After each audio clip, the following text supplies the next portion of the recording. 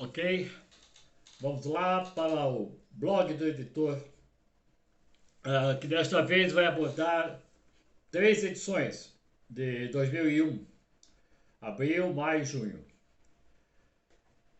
Aqui nós temos primeiro anúncio de prova do exterior na revista, mostrando que, como iam muitos brasileiros lá para fora, o primeiro anúncio chega, que é o da Disney.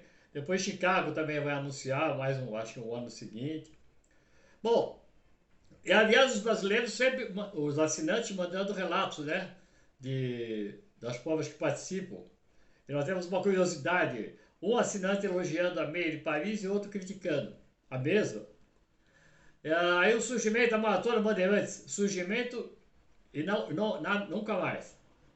E também os treinos para a Maratona de São Paulo, foi uma ideia da revista, para que não ficasse aquele pessoal que entrava na Maratona de São Paulo sem saber quantos quilômetros, sabia nada. Então foi legal essa atitude, eu acho. Ok, então vamos começar com a edição de abril, que traz a capa, uma, desculpe, traz a primeira etapa do circuito. A Copa fez um acordo com o Pão de Açúcar e fez um circuito para 10, 12, 15 provas durante o ano na cidade de São Paulo, no estado de São Paulo, praticamente na cidade de São Paulo. Então essa é a primeira etapa, está na capa. Tem uma chamada: qual o segredo dos espanhóis que estão ganhando dos quenianos? E várias coberturas, tá? Vamos lá então. Então a edição de abril começa com a cobertura, mais uma vez, que é uma prova que a gente fazia questão de dar cobertura, fotos, comentários. Eu corri uma vez, estive lá várias vezes, acompanhando, que é a Super Maratona de Rio Grande, que é a única de 50 quilômetros, uma prova difícil, porque é em fevereiro, costuma ser em fevereiro, que é meio quente, mesmo para o sul do Rio Grande do Sul. Bom, essa prova, o que é curioso, que a Marisete Rezende, que ia lá para praticamente para o terceiro ano ganhar a corrida. E ela saiu muito bem, já saiu logo na frente, foi embora. Mas ela também tinha um prêmio em dinheiro para quem conseguisse bater o recorde.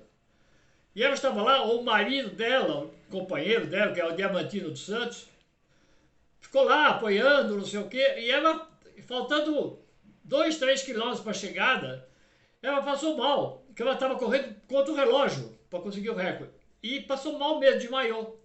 E o Diamantino, digamos, forçou a barra um pouco, tentou levá-la de qualquer jeito, segurando, e ela acabou sendo. Foi desclassificada. Porque ele pegou e levaram no colo, foi um horror.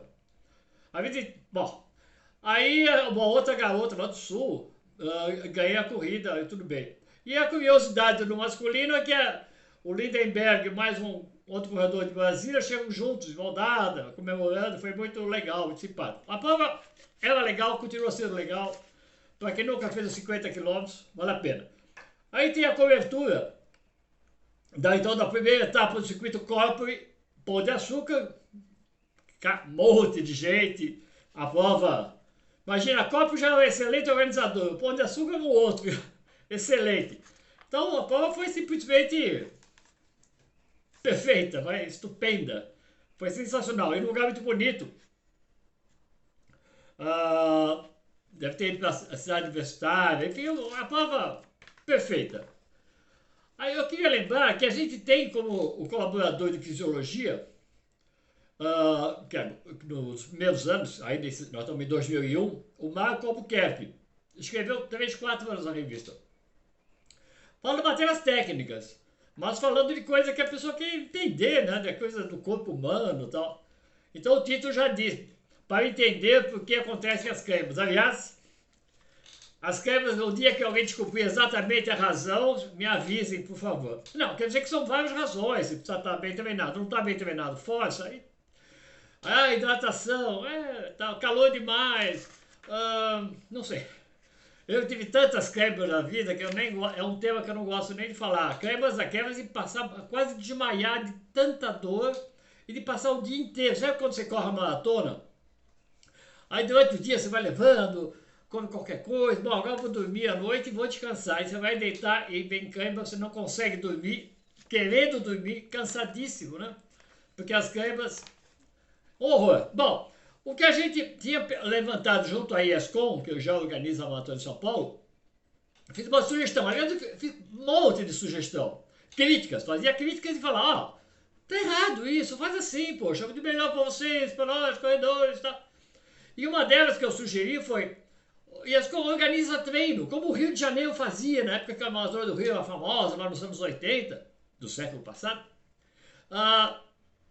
faz treinos, promove, e eles fizeram muito legal, treino com percurso de 4 km na USP, você fazia 3, 4 voltas, quando você quisesse, tinha água, atendimento, você pagava uma taxa pequena, e para ter esse atendimento, água, hidratante, o percurso ferido, tudo certinho. Isso foi muito legal, muito simpático. E naturalmente a prova cresceu de participantes e cresceu de participantes devidamente ou muito mais bem treinados do que anteriormente. Anteriormente, sei lá, quase todo mundo andava, metade dos participantes andavam nos 10 quilômetros finais. Era uma cena muito pouco atlética, digamos assim. Bom, aí nós temos um anúncio da Maratona dos Bandeirantes, que surgiu, é uma pessoa ligada à Corpore, ligado. Teve na diretoria da Corpore um tempo, foi do Donadil, eu acho. E ele, vou fazer uma maratona, uma estrada, hoje Bandeirantes, continua sendo Bandeirantes, ia ser inaugurado um outro trecho, num ramal. Então ele fez um acordo também com a TV Bandeirantes, com esse mesmo nome, então, fazer uma prova na estrada, para inaugurar esse segmento com uma maratona. E fez todo um clima, anunciou na revista, falou que a prova ia ser demais, tudo certo. Depois vocês vão ver uma premiação alta. Prometia assim, tecnologia de primeira linha, assim, igual a Nova York. E uma premiação boa para elite e para faixa etária. Isso vai dar um problema sério, como vocês vão ver na cobertura que eu vou comentar no próximo vídeo. Então, Maratona dos Bandeirantes. A primeira em 2001 e a última. Bom, aí nós passamos a ter de vez em quando algumas pessoas, eu francamente não me lembro como é que essa pessoa que chama Lúcia, não, Leila Araújo, falou, olha, eu tô aqui na Espanha, estudando, não me lembro, posso escrever umas matérias de vez em quando para a revista? Ah, pode. A gente até vai dar um pagamento, colabora por isso. E ela fez umas matérias da Espanha, comentando que bom, a Espanha tem uma história de bons maratonistas, Portugal também, e outros países, Japão, obviamente. Mas então ela faz uma matéria mostrando que os espanhóis estavam treinando muito bem, tinham apoio, tinham um centro de treinamento. É uma forma das pessoas saberem o que estava acontecendo em outros países. Aí tem uma situação muito curiosa, que é muito comum, a pessoa falou, Tomás, eu corri a prova tal, posso fazer um relato? Ah, pode, manda uma foto. E acontecia às vezes, pô, Tomás, eu corri a prova tal, falei, tá, manda também e tal. E nesse caso, dois assinantes, um comandante da TAM, o Pérez, e outro da Garçom, que vai passar a ser um colaborador frequente, que viaja muito, corre lá fora, é um maratonista mesmo. E os dois falaram que corria bem de Paris, que acontece geralmente em março. E é um aquecimento para a maratona, que geralmente é no começo de abril. Aí o comandante da TAM, ele fala, olha, corri a prova, ótimo, tudo certinho. Ninguém fala uma língua que não francês, foi o único comentário que ele não gostou do staff e tal. Mas o resto foi tudo ótimo, abastecimento, tá ótimo. Aí o Darcy Garçom manda um relato, também, tudo certinho, tecnicamente, certo.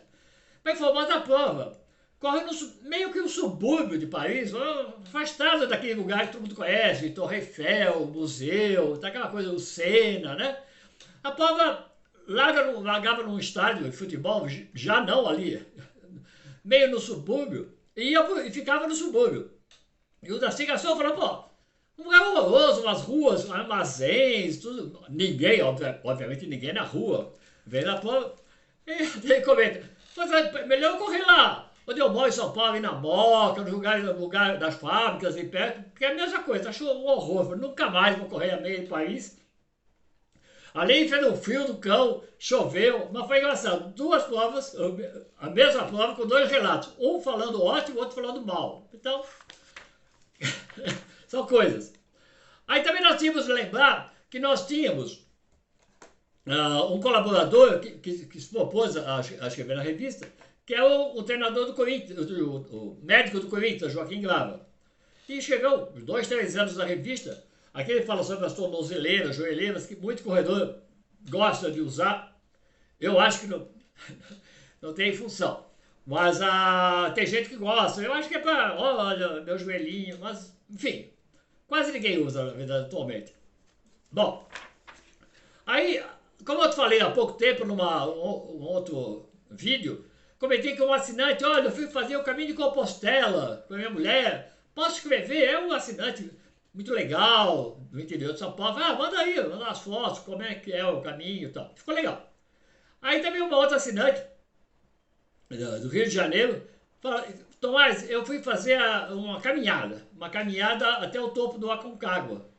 Posso escrever como é que foi? Não é uma maratona, é uma corrida, mas é uma dificuldade imensa, lógico, subidas, um frio do cão, obviamente. Então, ela escreveu um texto bem legal, botou umas fotos, como é que foi. Enfim, a gente procurava, não, falar sempre de corrida, obviamente. Mas sempre foi corrida de rua. Mas, eventualmente, de outras. Aqui uma página para lembrar, que eu sempre falo que a revista ela lida de trás para diante, né? Porque as últimas páginas estavam o calendário de corridas. Lembre-se que não tem internet. Para você saber de corrida, sei lá, pegava o telefone, ligava para alguém. Aí você tinha revista. É o único lugar que você fazia. Olha lá, corrida tal, tantos quilômetros, telefone e tal. Ponto. Não tinha mais nada, não tinha site, não tinha nada. Tava começando a ter uns sites. Mas ainda naquela época era só no telefone. Você telefonava e falava, olha, posso? Pode, faz a inscrição, tal. Aí tem um anúncio da Maratona Disney, que é o primeiro anúncio internacional com apoio da Chamonix, mas quem pagou o anúncio foi a Disney, falando, queremos trazer brasileiros. Aí tem a cobertura de maio, da Maratona de Paris, de uma corrida dos Correios.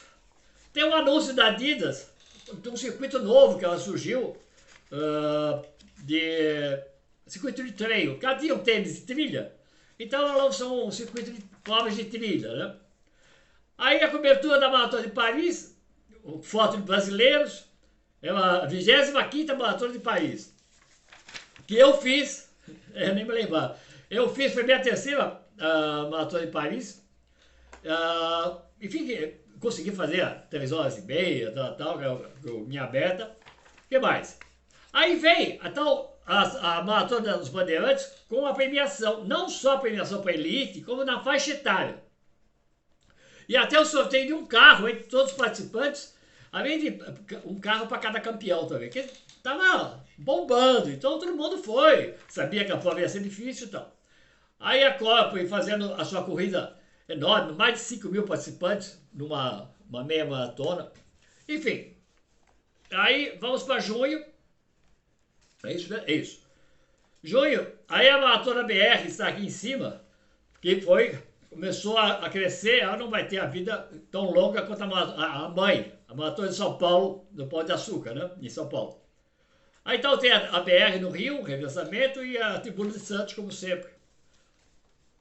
Aí também damos a cobertura da Volta à Ilha. Como eu falei, essa também, todo ano, nós estamos no 6º revezamento, ela todo ano dava várias páginas, com fotos da prova, dos participantes e principalmente fotos das equipes, né? Porque esse é o gancho da prova, sempre foi isso. Venha com a sua equipe, você participava com 8 ou 10 e tal, fazer as etapas. Que era uma prova, tinha uma etapa, outra difícil, mas as outras nem tanto. E você corria 6, 7 quilômetros só 2, 3 vezes, corria de manhã, descansava, à tarde corria, participava da equipe. Aí tem uma curiosidade, que é um anúncio da corrida dos Correios, do estado de Minas. Legal, a primeira corrida. E o anúncio tem esse sinal de pedestre assim, né? E depois vai acontecer, na mesma edição, chega um outro anúncio de outra agência, do Sul, lá da corrida Marco Polo, que é o mesmo apelo. Uma sinaleira sinal de pedestre, com um cara correndo, assim, né? Eu achei incrível, que na mesma agência, uma agência em Minas, outra agência no Rio Grande do Sul, e o anúncio parecido. Tanto é que depois eles trocaram. Ficou muito parecido. Então aí tem a segunda maratona BR de revezamento, que é um sucesso. Triplica o número de participantes e tal. Aí tem umas fotos, tem uma foto aqui em cima da Lucélia Pérez, atriz. Foi anos na cidade da revista, anos, uma simpatia. Encontrei com ela no Rio uma vez, ela falando, adoro a revista, mas adoro você, mas muito legal, muito bacana, uma pessoa maravilhosa. E ela participou da Maratona de BR de Revezamento numa equipe. Aí tem um anúncio de 4 páginas da Maratona de São Paulo. Ela tinha uma força, já tinha a Rede Globo, lógico, né? Ela é a prova da Rede Globo. Mas ela faz dizendo como é que é a premiação, o mapinha do percurso, chegava no Ibirapuera e tal. E também fala, e também mais uma coisa que eu até critiquei, ele põe a ficha de inscrição na própria página da revista. Então a pessoa preenchia, arrancava a página, né, punha no envelope e mandava. Internet estava indo, mas a base ainda da inscrição era no envelope, ou lá num posto de inscrição em 2, 3 lugares. E aqui uma página falando que a Maratona de São Paulo é ótima, que ela faz isso, faz aquilo, que é uma forma de chamar a atenção. Havia uma concorrência já, eram poucas maratonas do Brasil oficiais, meia dúzia no máximo, mas havia uma concorrência, o maratonista nunca foi em grande número no Brasil. Bom, aqui inclusive tem uma matéria falando, dia 17, último treino para a Maratona de São Paulo. Então foram 3 treinos, tudo organizado, percurso aferido, foi muito legal mesmo. Aí tem um anúncio curioso, que não é muito comum um anúncio de alimento, assim, né? Então, não, alimento não, um suporte, né? Uma barra energética da Neston. Foram alguns meses que fizeram anúncio na revista. Aqui também uma coisa curiosa, que o Rodolfo Luceno, jornalista da Folha, onde eu também comecei, falou que você não podia escrever, ele tinha um texto muito bom, então essa é a primeira que ele escreve sobre a Maratona Big Sur. A Big Sur é igual a Maratona do Rio, igual eu senti uma forma muito bonita, aquela Maratona do Rio que saía lá do Recreio, vinha para cá. A Big Sur você vai ao lado, eu nunca corri. É uma das mais bonitas dos Estados Unidos. Não é fácil, mas também não é nada do outro mundo. Ela vai correndo ao lado do mar, assim, do Pacífico. E com vista maravilhosa, tem uma ponte famosa que passa. É lindíssimo. Aí o Rodolfo Lucena faz a sua primeira contribuição de uma série, de umas 10 ou 20 que ele passa a fazer, de provas sempre diferentes, muralha da China e tal, e gosta de fazer essas corridas assim. Aí tem, para não esquecer que o Derek Marcos, faz tempo que eu não falo dele, é um dos nossos principais colaboradores. E você pegava a página deles, ou uma página, ou duas, correndo pelo mundo, e você ficava sabendo, o Edilson ganhou uma maratona de Cleveland, o Daniel lá no Peru, a fulana, a Takahashi Viva Gibi, é materinhas, para a pessoa saber. Não havia, hoje você entra no site, no celular e tal, e fica sabendo tudo lá de fora. Na época não tinha isso não. Aí o que mais? Aí tem aquele anúncio que eu falei da Marco Polo, o anúncio da Meia do Rio, que apesar de Globo, assim como a ESCOM anunciava a Maratona de São Paulo, anunciava a Meia do Rio, calço tênis e corra meia. E foi muito tempo anúncio sempre da revista. Aí nós temos o Maratona Pão de Açúcar, também está indo para a 9ª edição, só no primeiro ano que não, por questão do fechamento da edição. O resto ela fez sempre informou a respeito.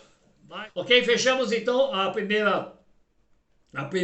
o vídeo dessa semana, abordando abril, maio e junho. Ok? Obrigado, espero que estejam gostando, vídeos dos amigos, tal. Tchau.